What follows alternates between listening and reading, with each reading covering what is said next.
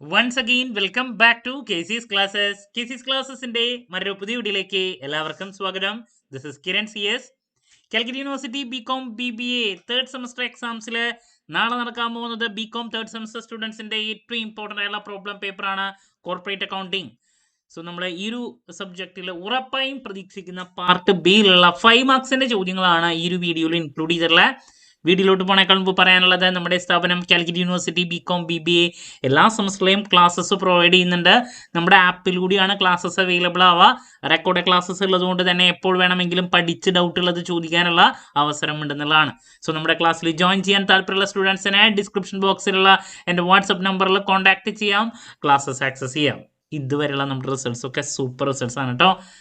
അപ്പോൾ നമുക്ക് എന്തെങ്കിലും വീഡിയോയിലോട്ട് കിടക്കാം. പാർട്ട് ബിയിൽ ലാസ്റ്റ് 2 വർഷങ്ങളായിട്ട് തിയറി കൂടുതൽ അവരിടുന്നുണ്ട്.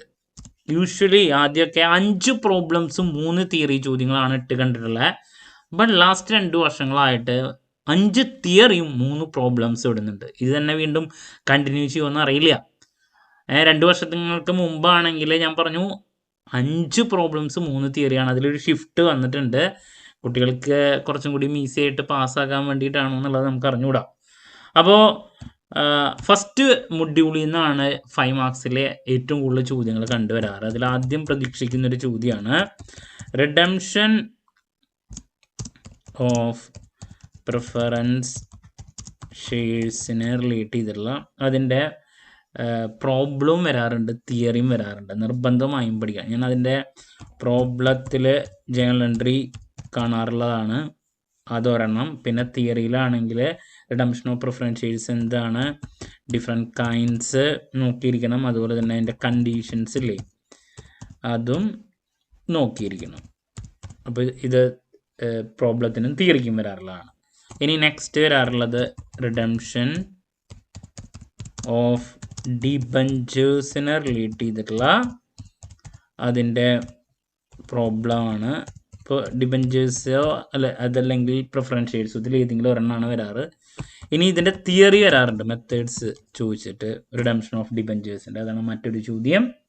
ഇനി നമ്മൾ ഇൻഷുറൻസിൻ്റെ ഏരിയയിൽ അതിനായിട്ട് മുമ്പ് നമുക്ക് പിന്നെ ആ ഒരു ഫസ്റ്റ് മൊഡ്യൂളിൽ തന്നെ വരാറുള്ളതാണ് ബോണസ് ഷെയർസിനെ റിലേറ്റ് ചെയ്തിട്ടുള്ള തിയറി, അതുപോലെ തന്നെ വാല്യൂ ഓഫ് റൈറ്റിനെ റിലേറ്റ് ചെയ്തിട്ടുള്ള തിയറി, പിന്നെ ബൈബാക്കിനെ റിലേറ്റ് ചെയ്തിട്ടുള്ള തിയറി. അപ്പോൾ അതൊക്കെ നോക്കിയിരിക്കണം കേട്ടോ. അപ്പോൾ അതിൽ ആദ്യം provisions for the issue of bonus shares നിർബന്ധമായി നോക്കിയിരിക്കണം. റിപ്പീറ്റ് ചോദ്യങ്ങളിൽ ഒന്നാണ് കേട്ടോ ഞാൻ ഈ പറഞ്ഞത്, provisions for issuing bonus shares. അതുപോലെ തന്നെ വാരിയസ് സോഴ്സസ് ഓഫ്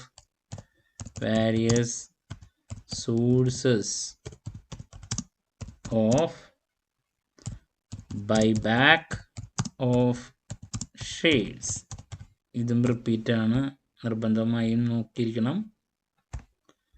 ഇനി നെക്സ്റ്റ് വാല്യൂ ഓഫ് റൈറ്റ് കണ്ടുപിടിക്കാൻ വേണ്ടിയിട്ടുള്ളൊരു പ്രോബ്ലം, റൈറ്റ് ഷെയർസിൻ്റെ വാല്യൂ ഓഫ് റൈറ്റിൻ്റെ പ്രോബ്ലം നിർബന്ധമായും നോക്കിയിരിക്കണം.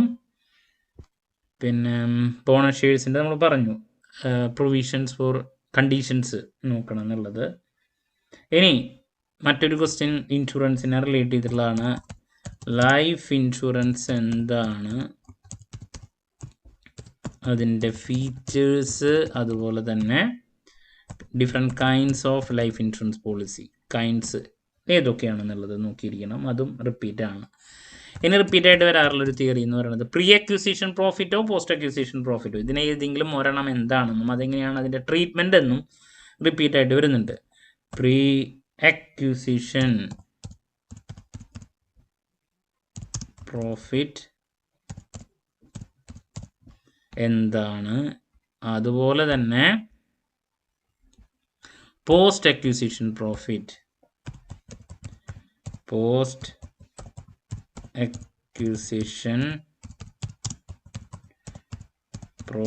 എന്താണെന്നും ഹൗ ഈസ് ഇറ്റ് എന്താണ് ട്രീറ്റഡ്, എങ്ങനെയാണ് അതിൻ്റെ ട്രീറ്റ്മെൻറ്റ് എന്നുള്ളത്. How is it treated. Okay, repeated ആണ്, മിക്ക പേപ്പറിലും വരുന്നുണ്ട് കേട്ടോ. ബോണസ് ഷെയർസിൻ്റെ പ്രൊവിഷൻ മാത്രമാണ് നമ്മൾ പറഞ്ഞ, അതിൻ്റെ സോഴ്സസും ചോദിക്കാറുണ്ട്, അതും നോക്കണം കേട്ടോ. ഇപ്പം bonus shares, right, redemption, preference, debenture, ഇതൊക്കെ തിയറിക്കും പ്രോബ്ലത്തിനും ഈക്വലി ഇമ്പോർട്ടൻ്റ് ആയിട്ടുള്ളതാണ്. ഒരുപാട് ചോദ്യങ്ങൾ വരുന്നതാണ്. ഇനി നെക്സ്റ്റ് ബുക്ക് ബിൽഡിങ് 2 മാർക്കിനാണ് വരാറ്. ഒരു പ്രാവശ്യം 5 മാർക്കിനും വന്നിട്ടുണ്ട്. ബുക്ക് ബിൽഡിങ് എന്താണെന്നും അതിൻ്റെ ഒബ്ജക്റ്റീവ്സ് എഴുതാൻ വേണ്ടിയിട്ടും. യൂഷ്വലി ഇതൊരു 2 മാർക്സ് ചോദ്യമാണ്. പിന്നെ റിഡംഷൻ ഓഫ് ഡിബഞ്ചേഴ്സിൻ്റെയും റിഡംഷൻ ഓഫ് പ്രിഫറൻസ് ഷെയർസിൻ്റെയും പ്രോബ്ലം എന്തായാലും നോക്കിയിരിക്കണം. ഇനി പ്രോബ്ലത്തിൽ റിപ്പീറ്റ് ആയിട്ട് വരുന്നത് ബാങ്കിങ് കമ്പനിയിലെ rebate on bills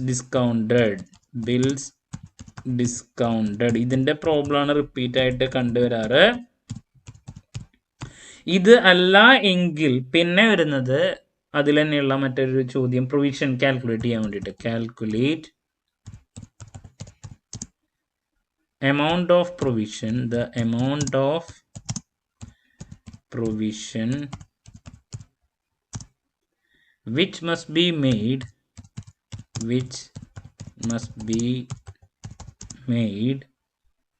against advances. ഇതാണ് മറ്റൊരു ചോദ്യം. അപ്പോൾ റിബേറ്റ് ഓൺ ബിൽസ് ഡിസ്കൗണ്ടഡോ അതല്ലെങ്കിൽ ഈ ഒരു പ്രോബ്ലം, ഇതിൽ ഏതെങ്കിലും ഒരെണ്ണമാണ്. കൂടുതൽ സാധ്യത റിബേറ്റ് ഓൺ ബിൽസ് ഡിസ്കൗണ്ടഡിനാണ്. ഓക്കെ, നിർബന്ധമായും നോക്കിയിരിക്കണം.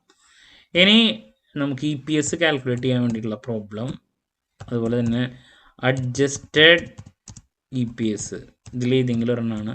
ഇതിൻ്റെ പ്രോബ്ലം വരാറുണ്ട്, നിർബന്ധമായും നോക്കിയിരിക്കണം.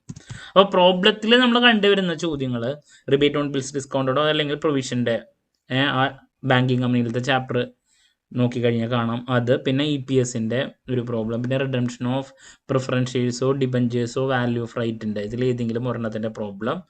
അപ്പോൾ ഇതാണ് നമ്മൾ പ്രോബ്ലങ്ങളിൽ ഏറ്റവും കൂടുതൽ റിപ്പീറ്റ് ആയിട്ട് കണ്ടുവരാറ്. കൂടുതൽ ഞാൻ പറഞ്ഞു ഫസ്റ്റ് ചാപ്റ്ററിലത്തെ റിഡംഷനാണ് ഏറ്റവും കൂടുതൽ കാണാറ് കേട്ടോ.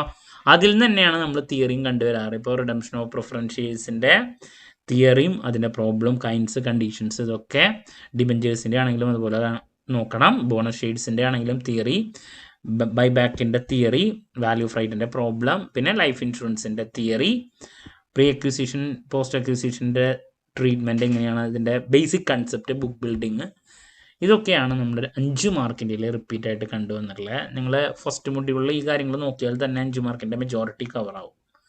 ക്ലാരിറ്റി കിട്ടിയെന്ന് പ്രതീക്ഷിക്കുന്നു. സോ നമ്മൾ 3 പാർട്ടിലും ഉറപ്പായും പ്രതീക്ഷിക്കുന്ന ചോദ്യങ്ങൾ ചെയ്തിട്ടുള്ള കാര്യങ്ങൾ അതുപോലെ തന്നെ പഠിച്ചാൽ ഹൈ സ്കോറിലോട്ട് എത്തിച്ചേരാൻ സാധിക്കും. എന്ത് ഡൗട്ട് ഉണ്ടെങ്കിലും കമൻറ്റ് ചെയ്യുക, അതിനുള്ള മറുപടി ഞാൻ വീഡിയോസിലൂടെ നൽകുന്നതായിരിക്കും. മറ്റൊരു വീഡിയോയുമായി വീണ്ടും കാണാമെന്നുള്ള പ്രതീക്ഷയോടെ നിർത്തുന്നു. This is Kiran CS signing off. Have a nice day. Thank U.